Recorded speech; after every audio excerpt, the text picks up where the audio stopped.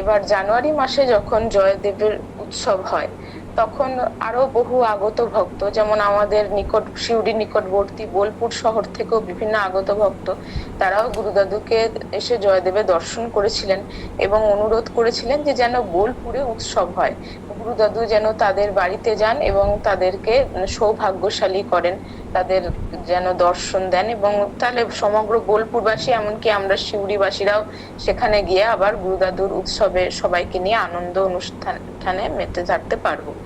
কিন্তু গুরুদাদু সেই সময় তখন স্মিত হাস্যে একটি কথা বলেছিলেন, যে দাঁড়াও, অনুষ্ঠান সব তো পরে হবে, আগে দেখি আমরা সকলে বেঁচে থাকি কিনা। এবার শুনে তো আমরা সকলে খুব স্তম্ভিত হয়ে গেলাম, যে গুরুদাদু হঠাৎ এই কথাটা কেন বলেন, যে দাঁড়াও, আগে সবাই আমরা বেঁচে থাকি কিনা। কারণ দাদু তো এই ধরনের কথা, মানে দাদুর মুখ থেকে সেভাবে আমরা কোনোদিনও শুনিনি, যতদিন মায়ের দীক্ষা নেওয়ার পর থেকে আমরা যত কটা উৎসবে যাওয়ার চেষ্টা করছি।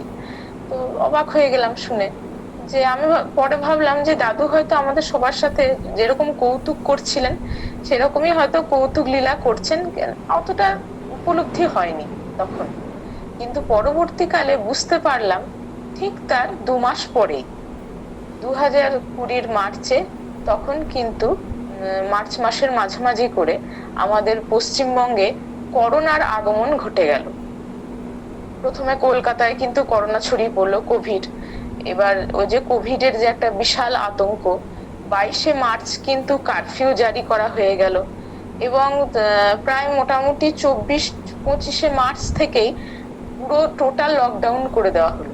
এবার ওই যে পুরো লকডাউন করে দেওয়া হলো, এবং কোভিড এর মতো একটি অতিমারী রোগ, এবং তীব্র আতঙ্ক কি হচ্ছে, যে প্রতি মুহূর্তে আমরা খবরে দেখছি বা এমনি খবরেও তখন পেপারেও পড়ছি, যে কত কত মানুষ কিন্তু এই রোগে আক্রান্ত হচ্ছেন, এবং অনেকে দুর্ভাগ্যবশত অনেকে কিন্তু পরলোক গমনও করছেন।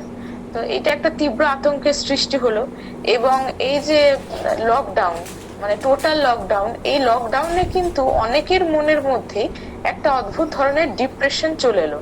কারণ কি, অনেকেই বাইরে তো বেরুতে, হয়তো টুকটাক একটু বাইরে বেরুতে ভালোবাসতেন অনেকে, আমিও যেমন বাইরে ঘুরতে, একটু মার্কেটিং শপিং এসবে ভালোবাসতাম, তাই। বা বাবার তখন ডিউটিও কিন্তু অফ ছিল, যেহেতু টোটাল লকডাউন। কিন্তু এই যে মানে এগুলো সবই তো বন্ধ করতে হচ্ছে, কারণ নির্দেশিকা অনুযায়ী আমাদের সকলকে ঘরেই থাকতে হবে, এবং ঘরের মধ্যে মানে হোমস্টে করেই যা কিছু নিজেদের নিত্য নৈমিত্তিক কাজকর্ম, সর্বোপরি এই অতিমারির হাত থেকে বাঁচার জন্য যে একটা তীব্র মানে আকাঙ্ক্ষা সৃষ্টি হয়েছিল, কারণ এটা তো একটা বিশাল আতঙ্ক সৃষ্টি হয়েছিল গোটা বিশ্বজুড়ে। এবং তখন পশ্চিমবঙ্গে যেহেতু সদ্য সদ্য এসছে, তীব্র ব্যাপার, যে আমাদের সবাইকে কিন্তু একদম খুব সতর্কভাবে থাকতে হবে, এবং নিট অ্যান্ড ক্লিন, যে সমস্ত জিনিসপত্র যা কিছু আনা হচ্ছে সব পরিষ্কার ক্লিন ভাবে রাখতে হবে, যাতে আমাদের কিন্তু এই রোগটি না হয়।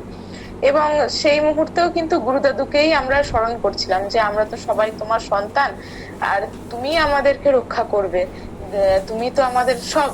কিন্তু এবার সেই হিসেবেই দেখছি যে গুরুদাদুর এমন কৃপা, যে গুরুদাদু কিন্তু আমাদের সকলকেই রক্ষা করছেন। গুরুদাদু নিরন্তর জপ করেছেন, এবং তারপরে পরেই এপ্রিল মাসেই গুরুদাদুর কৃপা কিভাবে প্রতিফলিত হয় আমাদের সকল সন্তানদের মধ্যেই, সেটা হয়।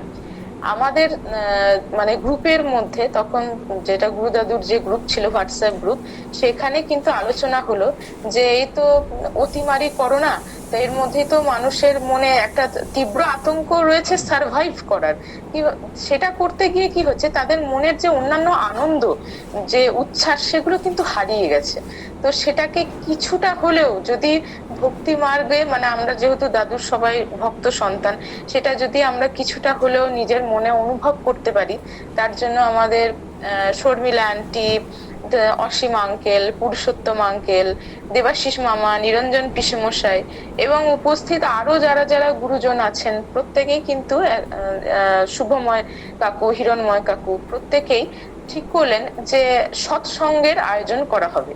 এই সৎসঙ্গের মাধ্যমে কি হবে, যে আমরা সবাই ভার্চুয়ালি মানে ওই যে অনলাইন ভাবে প্রত্যেকেই কিন্তু প্রত্যেকের মনের কথাবার্তারও আদান প্রদান হবে, গুরুদাদুকে নিয়েও আলোচনা হবে, ভক্তি জপ পাঠ মন্ত্র ইত্যাদি হবে। সেই মতো প্রতি শনিবার শনিবার বিকেল 5:30 থেকে 7:30 অবধি সেই সৎসঙ্গের আয়োজন করা হলো।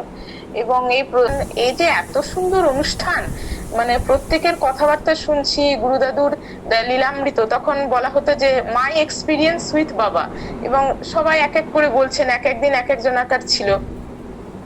এবং গানের অনুষ্ঠান হতো, সেখানে আমরা সবাই গান করতাম, তারপরে ভাগবত পাঠ হতো এবং শ্রী শ্রী রামকৃষ্ণ লীলামৃত হতো, এবং ওম নমঃ শিবায় ইত্যাদি ধ্বনি সবকিছুই হতো। তো এসবের মধ্যে দিয়ে কোথা থেকে 2 ঘন্টা টাইম প্রত্যেক শনিবার শনিবার কেটে যেত আমরা কিন্তু বুঝতেই পারতাম না। মানে এতটা সময় লাগতো যেন মনে হতো যে যখন 7:30 বেজে গেল তারপরেও মনে হতো যে কেন অনুষ্ঠানটা এত তাড়াতাড়ি শেষ হয়ে গেল। মানে এটার যে এত কি সুমধুর রেশ, মানে গুরুদাদু যেন মনে হচ্ছে যে আমাদের প্রত্যেকের যে একটা মানসিক মন খারাপ লাগা তৈরি হয়েছিল যে এই লকডাউনকে ঘিরে, তো সেটা কিন্তু গুরুদাদু এই মনের যে আমাদের খোরাক, সেটা কিন্তু গুরুদাদুই যেন মনে হচ্ছে আমাদের মনে সেই সাহস শক্তি জোগাড় করে দিয়েছিলেন। এবং আমরা প্রত্যেকে একটা অনাবিল আনন্দে ভেসে যেতাম সেই সৎসঙ্গ হলেই। সে সৎসঙ্গে আমিও একদিন, আমি এবং আমার মা, আমরা দুজনেই একদিন মাই এক্সপিরিয়েন্স উইথ বাবা অর্থাৎ গুরু যে লীলা কথা ইত্যাদি সমস্ত কিছুই কিন্তু আমরাও বলেছিলাম, এবং আরো যারা যারা গুরুজন আমাদের ভক্ত ভাই বোন তারাও এক এক করে বলছিলেন। এবং প্রতিদিন আমরা কিন্তু তখন অসীম আঙ্কেল, নিরঞ্জন পিসে মশাই, দেবাশিস মামা, ইলা দিদা, এদের প্রত্যেকেরই ভাগবত পাঠ, Shri Shri Ramakrishna Lilamrita, my experience with Baba, এগুলো সবই শুনতাম। এবং গানও করতাম আমি, মানে প্রত্যেক সপ্তাহে সপ্তাহে আমিও গান করতাম এবং আর ভক্ত ভাই বোন তারাও গান করতেন। এবং অনুষ্ঠান প্রতিদিন কনক্লুড হতো শর্মিলা আন্টির মানে বলা একটা কোটেশন দিয়ে, মানে গুরুদাদু যে যে কোটেশন, মানে গুরুদাদুর যা বাণী, যা মনে ওনার মুখ নিঃসৃত সুমধুর যে মূল্যবান কথা, সেগুলো দিয়েই কিন্তু শেষ হতো। এইভাবেই চলতে চলতে, এবং গুরুদাদু এই সময় আমাদের করোনার হাত থেকে বাঁচার জন্য 3টি ওষুধ দিয়েছিলেন। একটা ছিল সেপটিলিন, তারপরে ভিটামিন সি এবং ইভিয়ন 600। এটা বলেছিলেন যে এপ্রিল মাস থেকেই দিয়েছিলেন যে তোমরা কিন্তু আপাতত মোটামুটি 2 মাস খাও। তো 2 মাস খেয়ে, এবং এর মধ্যে তো মানে গুরুদাদুর দেওয়া ওষুধের মধ্যে তো গুরুদাদুর আশীর্বাদও রয়েছে, নিহিত আছে। তো আমরা যে সবাই খাচ্ছিলাম, আমি এবং আমার বাবা মা এবং বাকি ভক্ত ভাই বোনরাও খাচ্ছিলেন। তো আমি দেখছিলাম যে সেই সময় সিউড়িতে করোনার এতটাই প্রকোপ কিন্তু আস্তে আস্তে বাড়ছিল, কারণ বীরভূমেও করোনার কিন্তু প্রভাব ঢুকে গেছে। তো আমাদের সমস্ত বাড়িতেই কিন্তু করোনা হয়েছিল, প্রত্যেকেরই করোনা হয়েছিল। মানে দেখা যাচ্ছে যে হয়তো পরপর 10টি বাড়ি, তার মধ্যে 9টি বাড়িতেই করোনা হয়েছে, কিন্তু কেবলমাত্র গুরুদাদুর এমন আশীর্বাদ, তো আমাদেরই কিন্তু মানে আমার এবং আমার বাবা মায়ের, আমাদের কিন্তু কিচ্ছু হয়নি। আমাদের ছাড়া মোটামুটি বাকি আমাদের পাড়ার সবারই করোনা হয়েছিল, কোভিডে আক্রান্ত ছিলেন, পরে আবার ঠিক হয়ে গেছিলেন, কিন্তু আমাদেরই একটা সময়ের জন্য কিছু হয়নি। এবং এই করোনার সময় থেকে বাঁচার জন্য গুরুদাদু যে জপগুলি দিয়েছিলেন, যে দুর্গা মন্ত্র, তারপরে কালী মন্ত্র ইত্যাদি, শিবের মন্ত্র, তারপরে ওম নমঃ শিবায় 5 মিনিট করে যে ধুনি, সেই শিব মন্ত্র জপ ইত্যাদি, এবং গুরু গায়ত্রী মন্ত্র, বিষ্ণু মন্ত্র, তার সাথে দীক্ষা মন্ত্র, সমস্ত কিছুই যে আমাদের হতো। এবং সৎসঙ্গ শুরু হওয়ার আগে আমরা কিন্তু গুরু গায়ত্রী মন্ত্র সবাই জপ করতাম। তো এই যে একটা সুন্দর অনাবিল পরিবেশ আর কি, যে গুরুদাদুর আশীর্বাদে যে কিভাবে আমাদের যে আতঙ্ক, যে আমরা এই রোগে যেন আক্রান্ত হয়ে না পড়ি, তার সাথে সাথে আমাদের যে মানসিক হয়তো মন খারাপ লাগা, যে আমরা আইসোলেটেড হয়ে পড়ছি, শুধুমাত্র ঘরের মধ্যেই থাকতে হচ্ছে, তো এইগুলোকেও গুরুদাদু কিভাবে এই সৎসঙ্গের মাধ্যম দিয়ে আমাদের মনের সমস্ত যে দুশ্চিন্তা বা মন খারাপ লাগাকে দূরীভূত করে দেন, সেটা সত্যি মানে গুরুদাদুর লীলা, প্রকৃত সদ্গুরুর লীলা তো এরকমই হয়। এইবার ক্রমাগত আমরা যখন, তখন নারায়ণ বন্দনাও হতো, সমগ্র পুরো নারায়ণ বন্দনা। তো একদিন আমি এবং আমার মা আমরাও কিন্তু নারায়ণ বন্দনা করেছিলাম জুন মাসে। তো সেই নারায়ণ বন্দনা করতে করতে দেখলাম যে হীরামন্দার জিমেল যে অ্যাকাউন্ট থেকে, সেখান থেকে কিন্তু গুরুদাদু অনলাইন হয়েছেন, কারণ বেনারস দেখানো হচ্ছে এবং গুরুদাদুকে সরাসরি ভিডিও অন করে দেখানো হচ্ছে। তখন আমরা সবাই ভিডিও অন করেও ছিলাম। তো আমি আর আমার মা তখন নারায়ণ বন্দনা করছিলাম, আমরা গুরুদাদুর উদ্দেশ্যে প্রণাম জানালাম এবং গুরুদাদু তখন আর কি আমাদের উদ্দেশ্যেও কিন্তু প্রতি প্রণাম জানিয়েছিলেন। পরে হীরামন্দা আমাদেরকে ফোন করেছিল, বলেছিল যে সৃজা, তোমার এবং ইন্দ্রাণী মাসির তোমাদের নারায়ণ বন্দনা কিন্তু অতি সুন্দর হয়েছে। তার কারণ হচ্ছে যে তোমরা যখন নারায়ণ বন্দনা করছিলে সেই সময় তো আমরা অনলাইন ছিলাম এবং মানে হীরামন্দার অ্যাকাউন্ট থেকে তখন গুরুদাদুকে দেখানো হচ্ছিল বেনারসে। তো গুরুদাদু তখন বলছিলেন যে নারায়ণ বন্দনা কারা করছে? তখন হীরামন্দা বলল যে সিউড়ি থেকে ইন্দ্রাণী মাসি আর ইন্দ্রাণী মাসির মেয়ে সৃজা ওরা করছে। গুরুদাদু বলেন খুব সুন্দর, খুব সুন্দর করছে ওরা, প্রণাম প্রণাম। এটা শুনে মনটা একটা অনাবিল আনন্দে ভরে উঠলো যে সত্যি যেন মানে এই যে সৎসঙ্গে গুরুদাদুকে সচক্ষে দেখা, এটা তো মানে গুরুদাদুর একটা আশীর্বাদ। গুরুদাদু আমাদের সাথে তো সবসময় রয়েছেন, কিন্তু মানে গুরুদাদুকে যে একদম সরাসরি আমরা দেখতে পাচ্ছি কিছুটা হলেও, তো আমাদের মানে আমরা সরাসরি হয়তো অনেক সময় গিয়ে চরণ স্পর্শ করতে পারছি না ওই কোভিড এর সময়, কিন্তু তবুও যে মানে অনলাইনে গুরুদাদুকে দেখেও কিছুটা আমাদের যে মনে যে মানসিক একটা শান্তি হচ্ছে, যে আনন্দ হচ্ছে, এটা তো গুরুদাদুর পরম কৃপা আমাদের প্রত্যেকটা ভক্ত সন্তানদের উপর দিয়ে। তো এইভাবেই যে মানে গুরুদাদুর কৃপাতে যে গুরুদাদুই যে সৎসঙ্গ কিভাবে সমস্ত ভক্তবৃন্দের উদ্যোগে সবাইকে দিয়ে করিয়ে নেন এবং আমাদের প্রত্যেকের যে মানসিক যে একটা তীব্র আনন্দের সৃষ্টি হয় এই সৎসঙ্গের মাধ্যমে, এবং সেটা ধারাবাহিকভাবে এখনো চলে আসছে এই শনিবারে এবং পরবর্তীকালে 22 সাল থেকে ক্রমাগত সকালেও শুরু হয়েছে। তো এটা গুরুদাদুর কৃপা ছাড়া তো আর কিছুই নয়। তো গুরুদাদুর লীলা আমরা প্রতি মুহূর্তে অনুভব করছি, প্রত্যক্ষ করছি। তো গুরুদাদুকে প্রণাম। এবং এই অনলাইন সৎসঙ্গের মাধ্যম দিয়েই আমরা গুরুদাদুর জুলাই মাসে 5ই জুলাই যে গুরু পূর্ণিমা ছিল সেটি সেলিব্রেট হয়েছিল। তারপরে আগস্ট মাসে যেটা 8 আগস্ট জন্মোৎসব সেটি সেলিব্রেট হয়েছিল। এইভাবে আনন্দের সৎসঙ্গে সবাইকে নিয়ে করোনার সময়েও আমাদের খুব সুন্দরভাবেই কাটছিল। এরপরে আমি 2020 নভেম্বরের একটি বিশেষ ঘটনার কথা তুলে ধরতে চাই।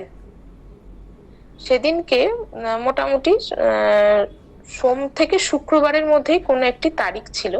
তার কারণ হচ্ছে আমার বাবার তখন বহরমপুরে পোস্টিং ছিল, এবার কাজেই বাবা তো বহরমপুরে সোমবার থেকে বৃহস্পতিবার থাকতো, আবার শুক্রবারে আসতো এবং সোমবারে চলে যেত। তো মোটামুটি প্রবাবলি বৃহস্পতি বা শুক্রবার ছিল সেদিন। তো ঠাকুরের সেবা হয়ে গেছে, ঠাকুরের সেবা দেওয়ার পরে আমি এবং আমার মা আমরা অনেকক্ষণ বড় রুম থেকে, মানে আমাদের যেটা ঠাকুর ঘর সেখান থেকে বেরিয়ে আমরা বারান্দাতে অনেকক্ষণ বসেছিলাম, কেউই রুমের দিকে আর আসেনি। আর ঠাকুরের যেখানে ফ্যান সেটা চলছিল যথারীতি।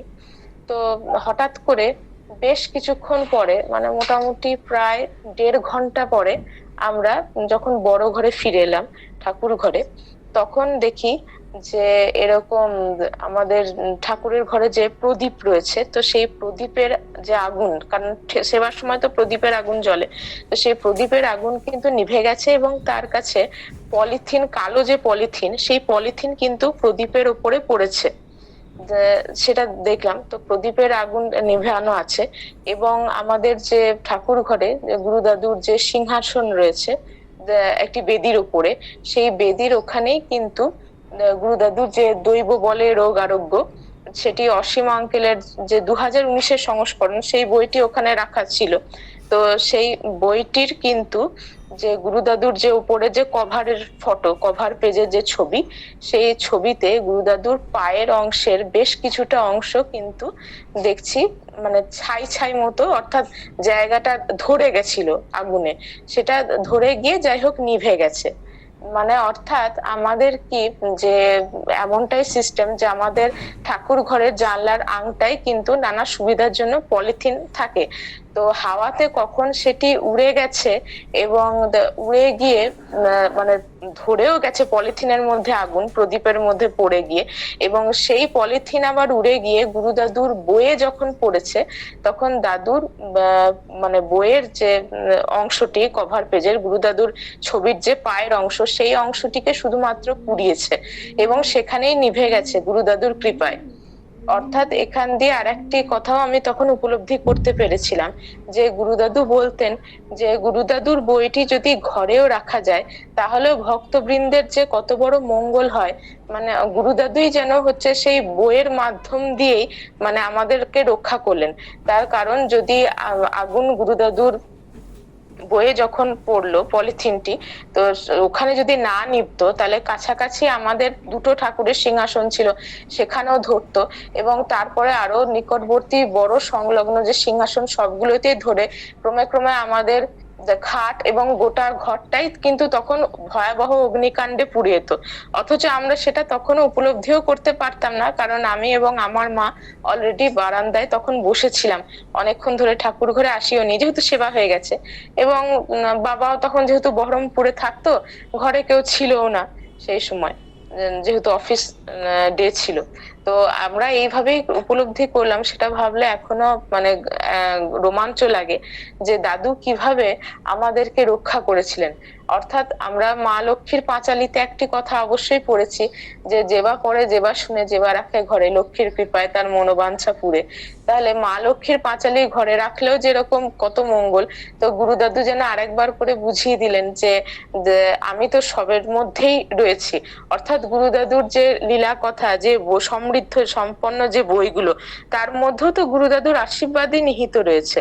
তো সেটা আরো ভালো করে বুঝতে পারলাম, এবং সেই ভয়াবহ অগ্নিকাণ্ড, আকস্মিক অগ্নিকাণ্ড থেকে গুরুদাদু কিভাবে আমাদেরকে রক্ষা করলেন। এবং গুরুদাদুর কেবলমাত্র ওই কভার পেজ যেটা দাদুর ফটো, সেখানে শুধুমাত্র পায়ের অংশটি কিন্তু পুড়েছিল, তারপরে নিভে গেছিল।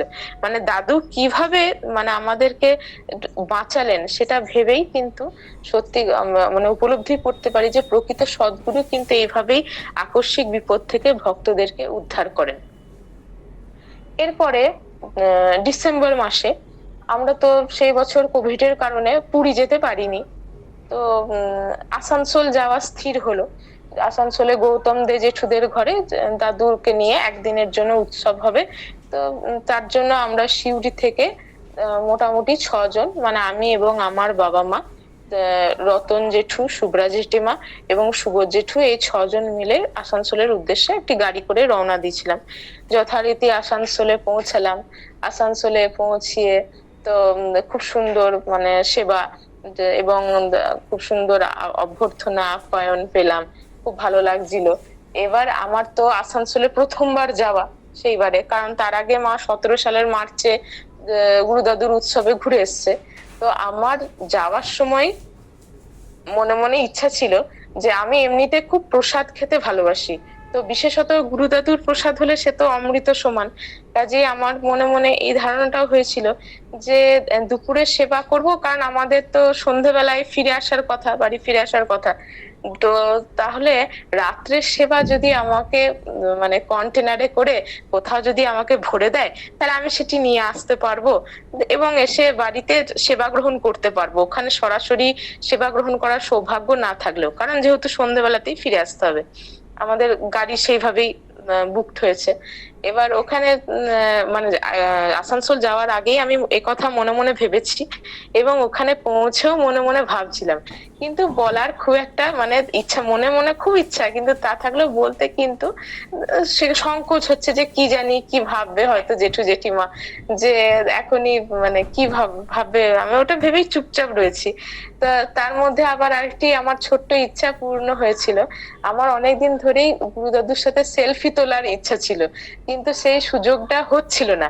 তো যখন আসানসোলে গুরুদাদুর উৎসব হলো আর কি, গুরুদাদু যখন আগমন ঘটলো আসানসোলের গৌতম দে জেঠুদের ঘরে, তখন আমরা সব বসেছিলাম যে বড় রুমটাতে, তো দাদু সেখানে ছিলেন। তো দাদু নিজে থেকেই প্রথমে কিন্তু আমাকে কাছে ডাকলেন এবং বললেন যে আমার পাশে তুমি বসো।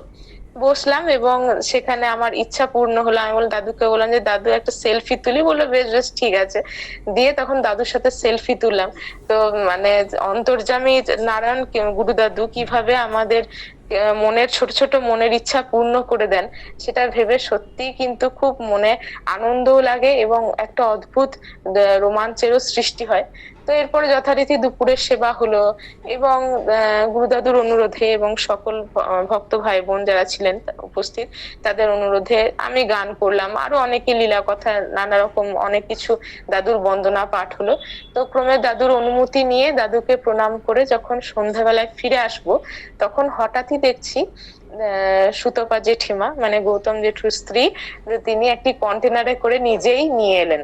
দিয়ে বললেন যে সৃজার জন্য প্রসাদ কিন্তু নিয়ে যাও, নিজে থেকেই বললেন। তা আমি তো মনে মনে অবাক, যে আমি যে মনে মনে ভেবেছি এটা, যে গুরুদাদুর প্রসাদ যদি আমাকে কেউ ভরে দিত কন্টেনারে করে জেঠু বা জেঠিমা, তাহলে আমি রাত্রে সিউড়িতে নিয়ে এসেও সেবা গ্রহণ করার সৌভাগ্য পেতাম, যেহেতু ওখানে আমি থাকতে পারছি না, কারণ আমাদের ফিরতেই হবে। তো আমি মনে মনে ভাবছি যে দাদু তোমার এত কৃপা, যে আমি মনে মনে এইটুকু শুধু ভেবেছি যে আমি যদি প্রসাদ গ্রহণ করতে পারি রাত্রেও তোমার, তাহলে আমাকে, কিন্তু সেটা তুমি ইচ্ছাটা এইভাবে পূর্ণ করে দিয়েছো। মানে অন্তর্যামী নারায়ণের কাছে আমাদের মনের যে সূক্ষ্মাতি সূক্ষ্ম ইচ্ছা, সেগুলোও কিন্তু কখনোই গোপন থাকে না। সেগুলো কিন্তু কোনো না কোনো ভাবে মানে আমরা হয়তো ভাবছি যে কিভাবে গুরুদাদু সবকিছু জানতে পারছেন, অনুভব করতে পারছেন, কিন্তু গুরুদাদু যে সাক্ষাৎ অন্তর্যামী নারায়ণ এবং প্রকৃত সদ্গুরু, সেটা আমরা কিন্তু বারবার করে দাদুর ছোট ছোট লীলার মাধ্যম দিয়েই উপলব্ধি করতে পারি। তো আজ এই পর্যন্তই। আবার পরবর্তী আগামী কোনো পর্বে গুরুদাদুর এরকম লীলা কথা তুলে ধরার চেষ্টা